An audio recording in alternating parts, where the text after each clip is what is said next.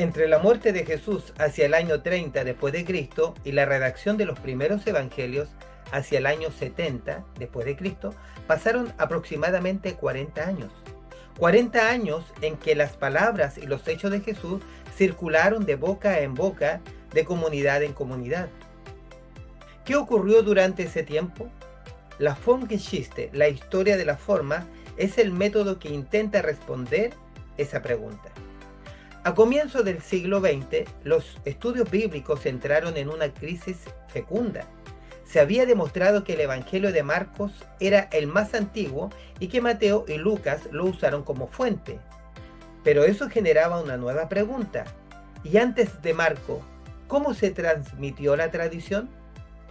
En 1919, 3 estudiosos alemanes respondieron con una propuesta revolucionaria: Martin Dibelius, Carl Ludwig Schmidt y Rudolf Bultmann. Su tesis fundamental era que los evangelios no son obras de un autor individual que inventa desde cero, sino compilaciones de pequeñas unidades de tradición oral que las comunidades habían conservado en sus propios contextos de vida. Cada una de esas pequeñas unidades tiene una forma reconocible. ¿Cuáles son esas formas?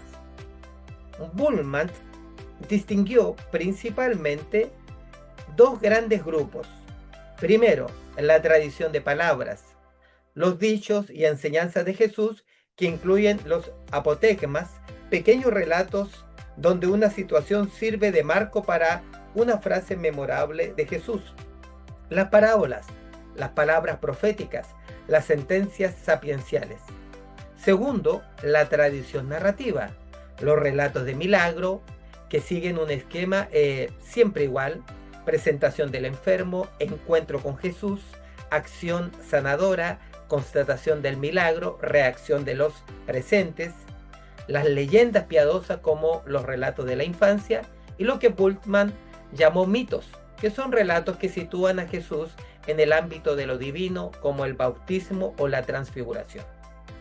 La historia de la pasión ocupa un lugar especial. Parece haber sido la primera tradición en consolidarse como relato continuo, dada su centralidad para la fe cristiana primitiva. El concepto más importante que nos regala la Formgeschichte es el Sitz im Leben, en alemán, situación de vida. Cada forma literaria no nació en el vacío, nació en un contexto concreto de la vida comunitaria. La predicación misionera necesitaba ejemplos breves y memorables sobre Jesús. La catequesis o enseñanza cristiana necesitaba instrucción ética. La liturgia necesitaba fórmulas, himnos, relatos de la pasión. La controversia con el judaísmo necesitaba argumentos bíblicos.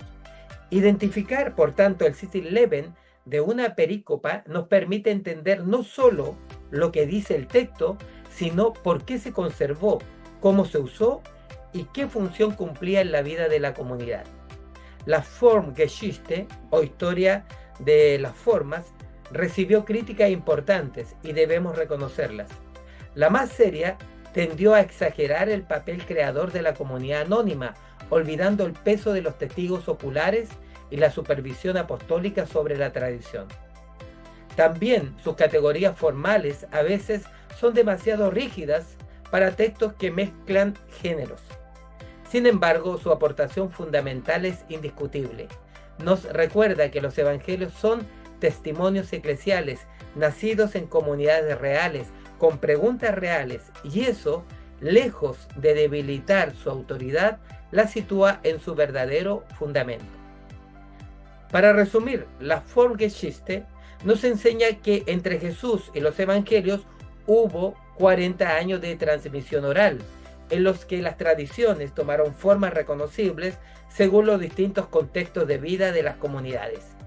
Conocer esas formas y esos contextos nos hace mejores lectores del texto sagrado.